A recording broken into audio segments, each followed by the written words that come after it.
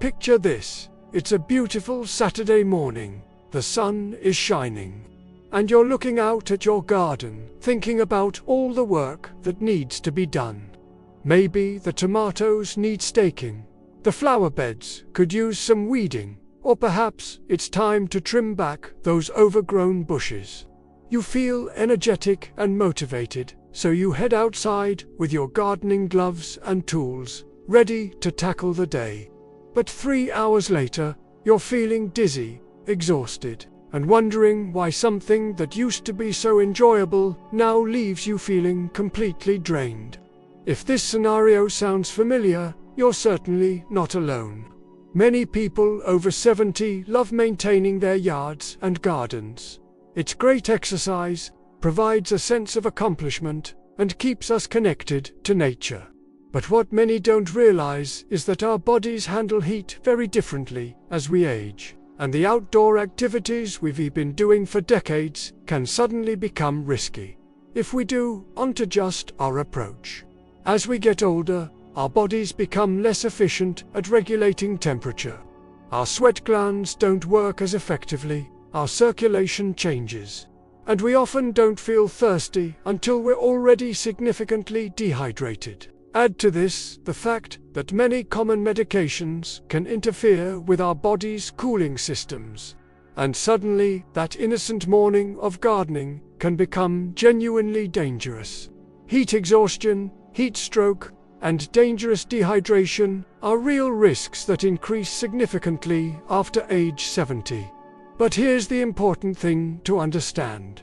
This doesn't mean you have to give up the yard work and outdoor activities you love. It simply means you need to be smarter about how and when you do them. In this video, we'll go over 5 essential heat protection steps that can keep you safe while still allowing you to enjoy your outdoor spaces. These aren't complicated procedures or expensive equipment purchases. They're simple, practical strategies that can make the difference between a satisfying day outside and a trip to the emergency room.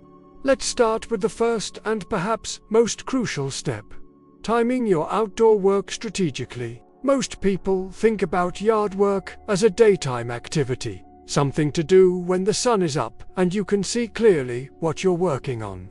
But if you're over 70, this traditional approach can be dangerous during warm weather.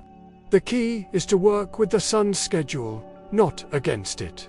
The safest times for outdoor work are early morning, before 10 a.m., and late afternoon or early evening, after 4 p.m. During these hours, temperatures are naturally cooler.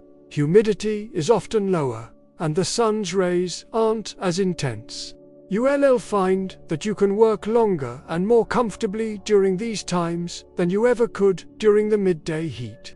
Early morning work has additional benefits beyond just cooler temperatures. Your energy levels are typically highest first thing in the morning, and you haven't yet been worn down by the day's activities. The plants in your garden are also less stressed in the morning.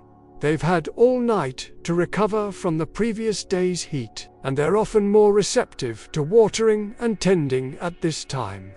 If you absolutely must do some work during the middle of the day, limit it to very light tasks that can be completed quickly. Maybe you need to harvest some vegetables for lunch, or you want to deadhead a few flowers near your door. These quick 5-minute tasks are manageable. But save the heavier work like digging, planting, or major cleanup for those cooler hours. Many people resist this scheduled change because they're used to their routines. But once you experience the difference, you'll wonder why you ever tried to garden in the blazing afternoon sun. You'll accomplish more work with less fatigue, and you'll actually enjoy the process instead of enduring it. This brings us to our second essential step, which focuses on what you wear during outdoor work. The clothing choices you make can either help your body stay cool or make overheating much more likely. Unfortunately, many people make clothing mistakes that put them at unnecessary risk. The most important principle is to choose light-colored, loose-fitting clothing made from breathable fabrics. Dark colors absorb heat from the sun, essentially turning your clothing into a heat trap. Light colors, especially white cream or pale pastels, reflect heat away from your body instead of absorbing it. This simple change in color choice can make a remarkable difference in how you feel during outdoor work. Fit matters just as much as color. Tight clothing restricts air circulation around your skin, preventing your body's natural cooling system from working effectively. Loose-fitting clothes allow air to move freely, creating a natural cooling effect as you work. Think of loose clothing as creating your own personal air conditioning system. The space between the fabric and your skin allows air to circulate and helps sweat evaporate more efficiently. The fabric choice is equally important. Natural fibers like cotton and linen are excellent for hot weather because they're rebreathable and allow moisture to evaporate. Many synthetic fabrics, while they might seem practical for work clothes, can trap heat and moisture against your skin. Look for clothing specifically designed for hot weather or outdoor work. These are often made with special weaves or treatments that enhance cooling. Don't forget about protecting your head and neck. A wide-brimmed hat is essential. It shades your face, neck, and ears from direct sun exposure. Your head and neck contain major blood vessels close to the surface, and keeping these areas cool helps your entire body maintain a better temperature. A hat with ventilation holes or made from mesh material can provide protection while still allowing heat to escape. Long sleeves might seem counterintuitive in hot weather, but they can actually be beneficial if they're made from the right material. Lightweight, long-sleeved shirts protect your arms from direct sun exposure, while still allowing your body to cool effectively. This is especially important if you're taking medications that make you more sensitive to sun exposure. Now that we've covered the importance of timing and appropriate clothing, let's talk about something that many people overlook but is absolutely critical for safe outdoor work in the heat. Proper hydration that goes far beyond just drinking water when you feel thirsty. One of the most dangerous myths about hydration is that you should drink water when you feel thirsty. For people over 70, this approach can lead to serious dehydration because our sense of thirst becomes less reliable as we age. By the time you feel thirsty during outdoor work, your body may already be significantly dehydrated, putting you at risk for heat exhaustion or worse. The smart approach is to start hydrating well before you even step outside. Begin drinking water when you wake up in the morning and continue sipping regularly throughout your pre-work routine. Think of it as preloading your system. You want to begin your outdoor activities already well hydrated rather than trying to catch up once you're already sweating. During your outdoor work, aim to drink about 4 to 6 ounces of fluid every 15 to 20 minutes, whether you feel thirsty or not. This might seem like a lot, but remember that you're losing fluids through sweat at a rate that increases dramatically in hot weather. A good rule of thumb is to take a water break every time you change tasks or move to a different area of your yard. But here's something many people don't realize. Plain water isn't always enough, especially during longer periods of outdoor work. When you sweat, you lose not just water, but also important electrolytes like sodium and potassium. If you replace only the water without replacing these minerals, you can actually make yourself feel worse. This is why some people feel nauseated or weak, even when they think they're drinking plenty of water. Consider adding a pinch of sea salt to your water, or choose drinks that contain natural electrolytes. Coconut water is excellent for this purpose, as are diluted sports drinks. You don't need the high-sugar versions. Marketed to athletes, look for low-sugar options or dilute regular sports drinks with equal parts water. Even adding a slice of lemon and a tiny bit of salt to your water can help maintain better electrolyte balance. Keep your drinks cool, but not ice cold. Very cold beverages can actually cause stomach cramping when you're overheated, and your body has to work to warm them up before they can be absorbed effectively. Room temperature or slightly cool fluids are absorbed more quickly and won't shock your system. Pay attention to the color of your urine as a hydration indicator. Light yellow means you're well hydrated, while dark yellow is a warning sign that you need more fluids. If you're not urinating regularly during long periods of outdoor work, that's another sign that you need to increase your fluid intake immediately. This leads us to our third essential protection step, which involves creating your own cooling zones and taking strategic breaks. Many people try to power through their outdoor work, thinking that taking breaks is a sign of weakness or laziness. After 70, however, regular breaks aren't just helpful, they're essential for preventing dangerous overheating. Plan to take a break every 30 minutes, regardless of how you're feeling. Set a timer if you need to, because it's easy to lose track of time when you're focused on a task. During these breaks, move to a shaded area, or, even better, go inside where it's air-conditioned.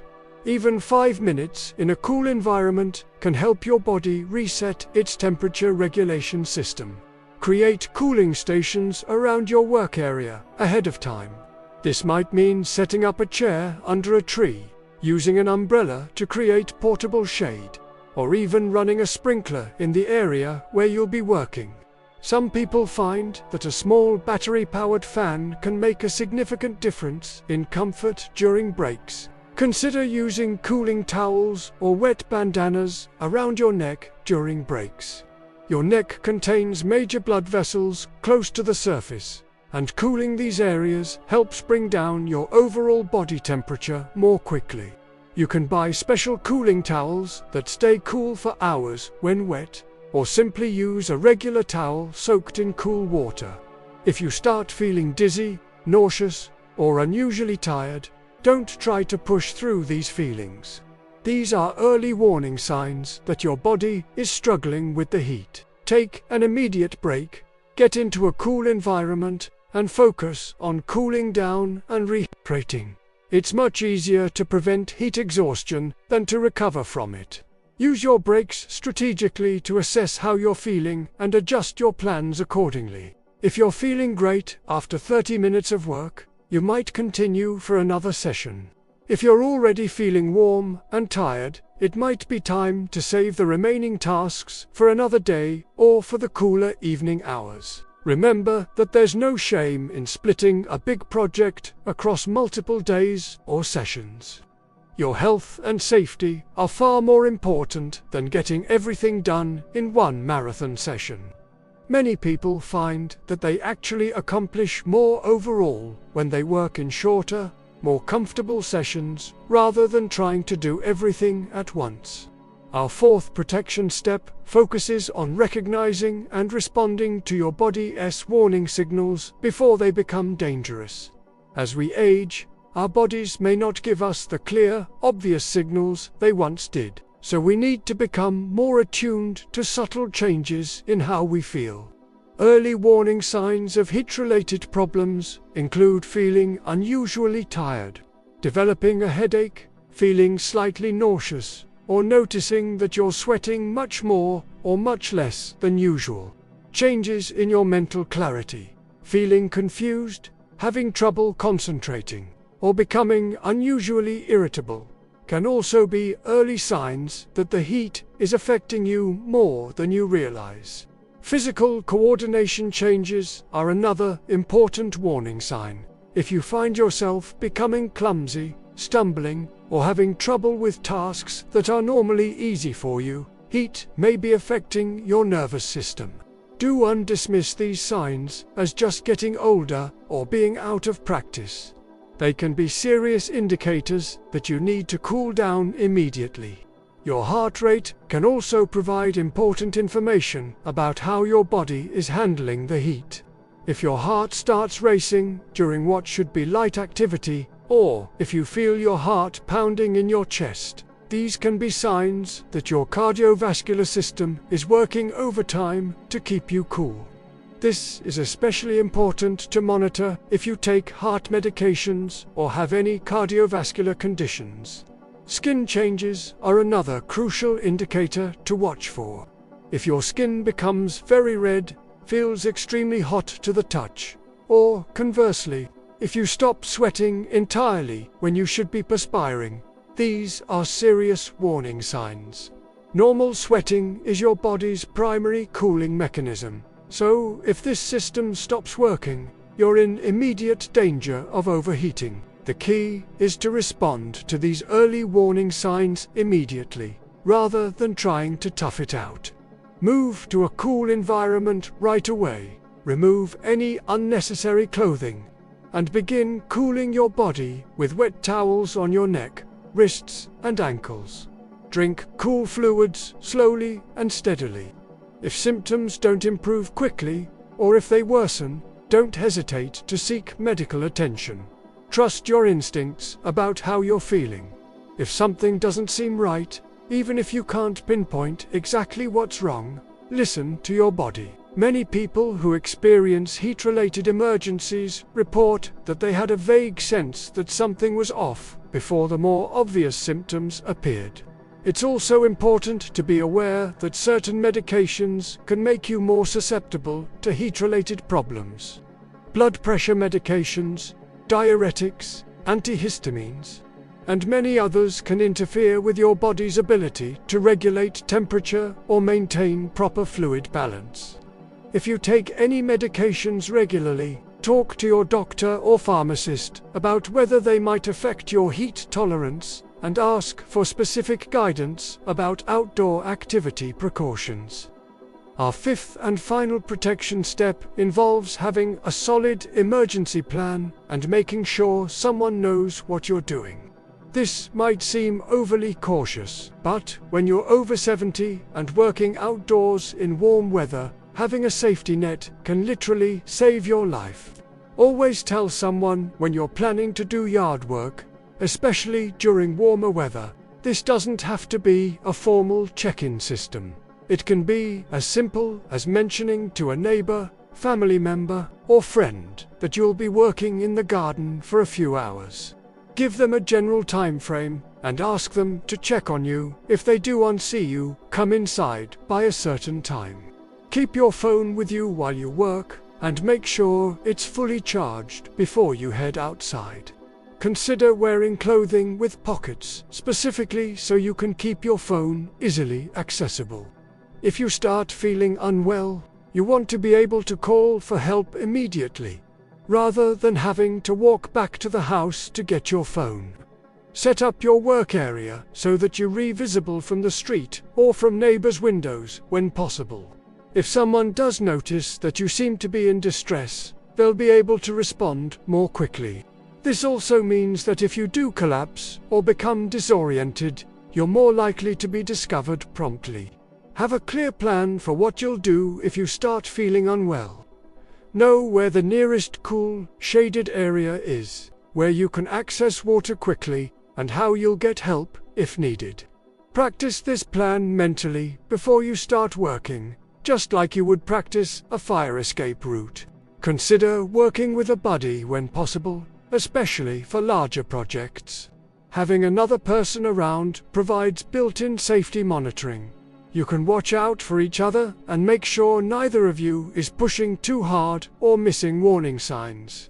Many people find that they actually enjoy yard work more when they have company, and the social aspect can make the time pass more pleasantly. If you live alone and don't have nearby neighbors or family, consider scheduling your outdoor work for times when there's more activity in your neighborhood.